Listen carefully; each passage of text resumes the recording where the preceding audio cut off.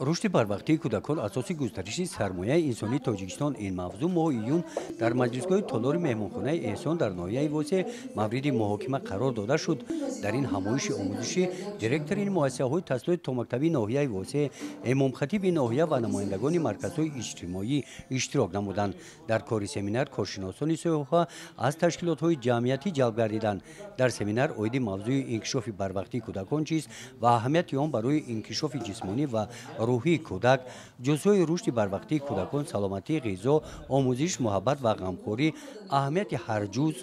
مانیتورینگ رشد و انکشاف کودک، مفهوم تقویم رشد کودک، حالتهای تشویش‌آور رشد جسمانی، خصاصی پسیخو ایموسیونالی و ذهنی، محیط خانه، بخطری پسیخولوژی جسمانی و اجتماعی، زوراوری در عائله، نقش پدر و دیگر اعضای عائله در رشد بروقتی کودک و موضوع بازی همچون فعالیت اساسی تعلیم و انکشاف کودکان سن سال تا مکتبی از 0 تا 6 ساله و موضوع هوسمندی خانش خانگی کودکان، معروضه ها و محاکمه رانی ها صورت گرفتند.